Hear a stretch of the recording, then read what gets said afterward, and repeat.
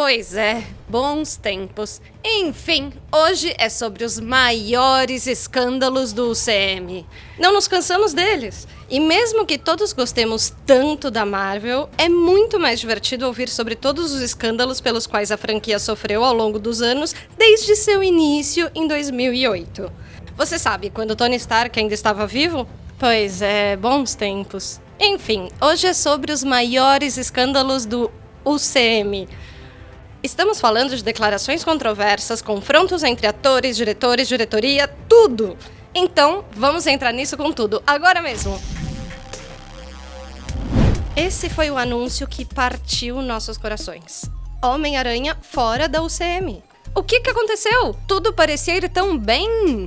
Com o Homem-Aranha como uma das principais caras da franquia que só crescia. Mas agora, ainda que desejássemos que tudo isso fosse parte da ilusão do mistério, o futuro do personagem estava seriamente em um limbo. Então, como chegamos a esse ponto? Bom, para simplificar, parece que tudo tem a ver com dinheiro. Existem muitos rumores e notícias diferentes sobre o que desandou, mas o consenso geral diz que a Disney e Sony não podiam chegar em um acordo quando o assunto era divisão de custos e lucros, e ambos lados se recusavam a ceder. Tudo o que sabemos é que preferiríamos que o personagem continuasse na UCM ao invés de termos que brigar com o Venom de Tom Hardy. Então, se resolvam, por favor! James Gunn é provavelmente a única pessoa que conseguiu fazer um filme de sucesso sobre um guaxinim e uma árvore falante. Então foi bem chocante quando a Disney o demitiu de Guardiões da Galáxia Volume 3. Vamos aos fatos. Depois que Gunn criticou Donald Trump, uma personalidade da mídia de direita desenterrou alguns dos antigos tweets de Gunn e muitos deles foram extremamente ofensivos e passaram dos limites. A Disney deu uma olhada nisso e, tentando evitar uma situação ruim de relações públicas, demitiu Gunn. Mas toda a situação foi complicada. E, mesmo Gunn dando uma declaração sincera, aceitando a responsabilidade por seus atos, se desculpando, ao enfatizar que nesses quase 10 anos ele mudou bastante, a Disney não o traria de volta. Mas, claro, as coisas não ficaram assim. Agora parece que a Disney ia trazer Gunn de volta de qualquer jeito, mas tiveram que esperar alguns meses até que a poeira baixasse e pudessem anunciar oficialmente a volta de Gunn. Capitão Marvel faturou mais de $1 bilhão em bilheteria, o que provavelmente não caiu bem com a quantidade de minorias que gritaram bastante e tentaram sabotar o filme antes mesmo de sua estreia. Por que eles fariam isso? Bom, Brie Larson irritou algumas pessoas importantes quando, em entrevistas que antecederam o lançamento do filme, disse o quanto estava interessada em histórias que vinham com outra perspectiva que não a do homem branco. Isso desencadeou uma intensa reação do mesmo grupo que dizia que a Disney tinha arruinado Star Wars, incluindo mais personagens femininos, e que acusou a Larson de forçar a barra para sua própria luta pessoal. Até tentaram boicotar o filme como resultado de seu ódio aos homens. Não adiantou nada, mas de fato deixou Larson vulnerável a mais ataques, com boatos circulando de que ela estava brigando com todo o elenco de Vingadores e como os chefões estavam preocupados em mantê-la a cara da franquia de agora em diante. Ainda que Don Cheadle tweetou diretamente sobre esses rumores, dizendo que isso era ridículo, os boatos e o escândalo ainda persistem. Quando você trabalha com os estúdios Marvel, você tem que lembrar de seu famoso slogan: está tudo conectado. Isso significa que a UCM cresceu tanto que a maioria de seus filmes forma as bases para as futuras sequências e histórias. E isso deve ser difícil para os diretores da Marvel que só estão tentando se manter focados em seus filmes. Isso foi especialmente difícil para Joss Whedon, que ainda que tenha obtido bastante sucesso em seu primeiro Vingadores, parece que brigou bastante com os executivos da Marvel durante as filmagens de A Era de Ultron. Simplesmente haviam muitos elementos no filme que os figurões batiam a cabeça com Whedon, indo da inclusão de uma sequência estranha de sonhos, a vida na fazenda de Hawkeye e a jornada de Thor à Caverna Mística. Apesar que A Era de Ultron teve seus momentos, pensamos que todos podemos concordar que é um filme bagunçado com muito foco na construção de sequências. E a briga constante sobre o que deveria ser incluído foi exaustivo para Whedon, que falou bastante sobre sua nada glamurosa experiência. Sem nenhuma surpresa, Whedon não voltou a dirigir nenhum filme da UCM. Antes de Thor Ragnarok revigorar completamente a franquia de Thor, o Deus do Trovão teve que batalhar bastante no quesito filme solo. Simplesmente não deu tão certo quanto deu para o Homem de Ferro e Capitão América. O filme Thor, O Mundo das Trevas, ficou com a reputação de ser uma das piores estreias da UCM. Mas não é só um filme com um dos vilões mais sem graças. É também o que teve uma das maiores controvérsias em torno dele. Originalmente, Patty Jenkins foi contratada para assumir funções de diretoria de Kenneth Branagh, mas as coisas deram uma guinada desagradável quando Jenkins de repente saiu do projeto. Parece que Jenkins queria mais controle do filme, mas a Marvel tinha ideias diferentes. Eles provavelmente deveriam tê-la ouvido enquanto Jenkins pulava para a concorrente para dirigir o sucesso da Mulher Maravilha, então ela estava bem. Mas você sabe quem não estava? Natalie Portman, que não gostou de como Jenkins foi dispensada do projeto e praticamente só continuou a bordo porque estava sob contrato.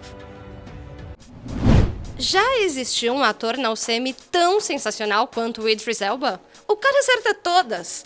Mas ele foi absolutamente subutilizado em suas participações na franquia, interpretando Heimdall, o Asgardiano que tudo vê e ouve, que vigiava a ponte Bifrost de Asgard com autoridade onisciente. Embora ele seja um tesouro, o papel realmente não reflete isso, e o próprio ator tem sido muito sincero ao lamentar sua escolha de fazer parte dessa franquia desde o início.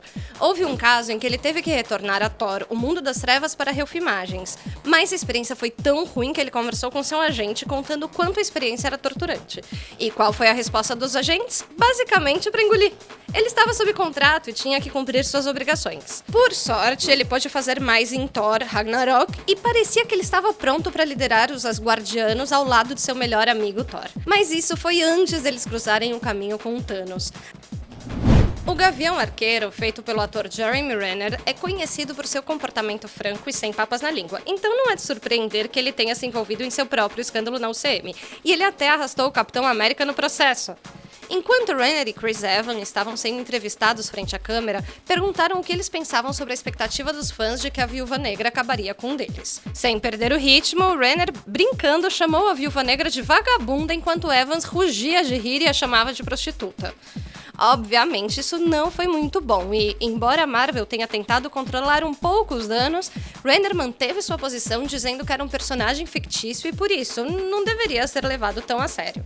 Mas, mesmo que ele tenha dito que era claramente uma piada, ainda era algo que já tinha causado confusão. Insultar a única personagem feminina importante do filme de uma maneira tão depreciativa provavelmente não foi a melhor jogada.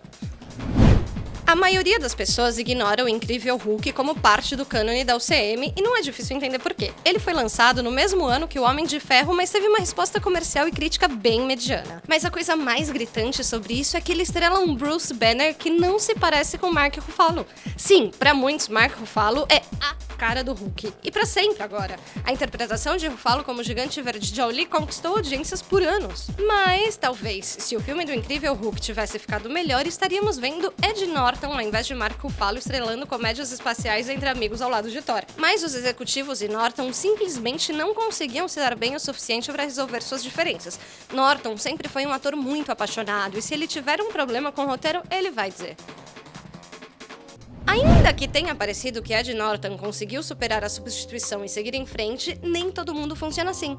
Veja o primeiro escândalo da Marvel quando James Rhodes, de Terrence Howard, foi substituído por Don Cheadle em Homem de Ferro 2.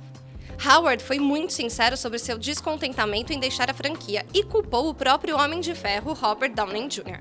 Segundo Howard, ele deveria receber uma certa quantia por Homem de Ferro 2, mas, quando a oferta chegou, foi uma fração do que foi originalmente acordado, com o restante indo para o Downey Jr. Howard disse que a Marvel disse que ele poderia pegar o dinheiro ou sair, porque mesmo sem ele o filme seria um sucesso de qualquer maneira. Mas, ao longo dos anos, Cheadle transformou Máquina de Combate em um personagem bastante divertido, então, novamente, não estamos muito chateados com a mudança de elenco. Não é como se a franquia tivesse sido profundamente alterada ou algo assim. Durante muito tempo, Hollywood teve um problema com a diversidade e a representação adequada de todas as origens e raças étnicas. Nos últimos anos, houve um grande impulso e mudança na maneira como Hollywood opera.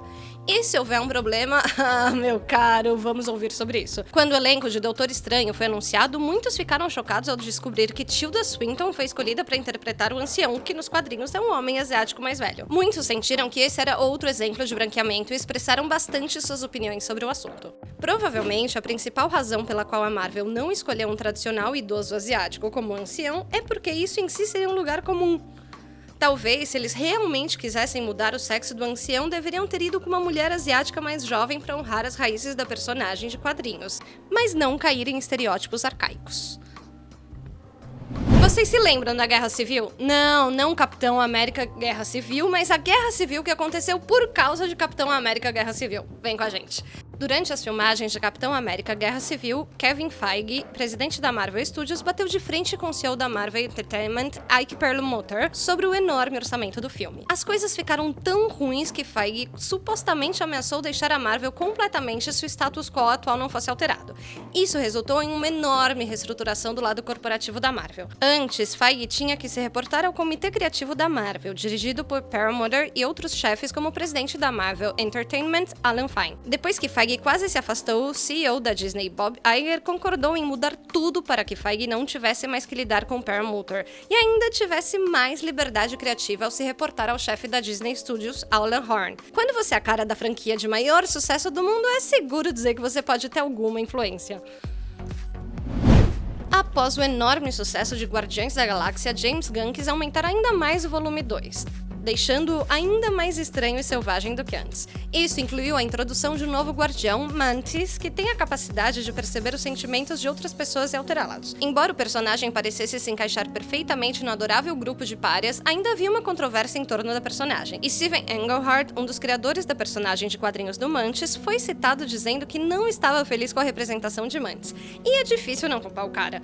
Mantis é incrivelmente diferente de sua correspondente em quadrinhos a ponto de mal haver uma conexão entre os dois. Mas a controvérsia de Mantis ficou ainda maior quando uma minoria barulhenta expressou o quão mal a personagem de Mantis foi tratada durante o filme, especialmente por personagens como Drax, que pareciam apenas confirmar o que Mantis já pensava de si mesma, que ela não tinha valor.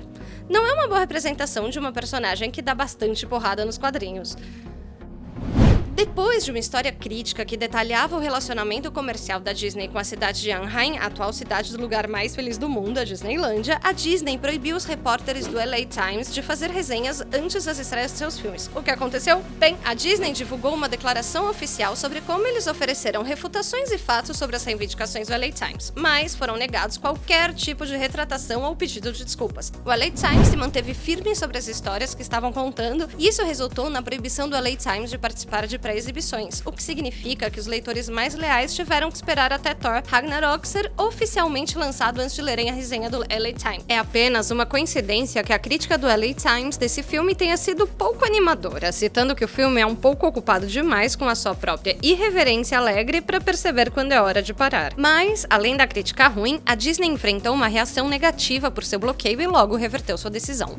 Edgar Wright é um dos diretores mais famosos do momento, graças à sua extremamente popular trilogia Cornetto, Scott Pilgrim contra o Mundo e o recente Em Ritmo de Fuga.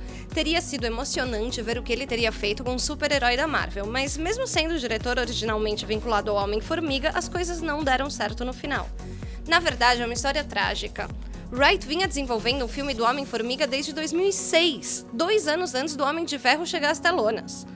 8 anos depois, quando o Homem-Formiga finalmente estava prestes a fazer sua estreia nas telas, Wright deixou o projeto, citando diferenças criativas com a Marvel. Mas você vai entender o porquê. Wright é um diretor único, com um estilo muito peculiar. A história em que ele vinha trabalhando há 8 anos com o Homem-Formiga era o trabalho que tinha tudo a ver com ele, mas enquanto Wright estava desenvolvendo seu filme, o Sam cresceu para ter sua própria voz e aparência. Em vez de comprometer seu projeto, ele deixou o trabalho. Shang-Chi é uma das próximas estreias mais empolgantes da fase 4 da Marvel. Não apenas o personagem foi um dos personagens de quadrinhos da Marvel mais requisitados para dar um salto para a tela grande, mas também o título anunciado do filme Shang-Chi and the Legend of the Ten Rings promete explorar a história do grupo terrorista que foi apresentado há muito tempo no primeiro filme do Homem de Ferro. E, como esse é um filme sobre os 10 Anéis, apostamos que a história do Mandarim será finalmente explorada. E sim, estamos falando sobre o verdadeiro Mandarim, não sobre um ator arruinado chamado Trevor. Mas há um elemento do filme que já está causando polêmica, e é quanto da história de Shang-Chi o filme realmente cobrirá. Porque se estivermos analisando isso nos dias de hoje, não é nem aceitável. A maior preocupação das pessoas é o pai de Shang-Chi, também conhecido como Dr. Fu Manchu.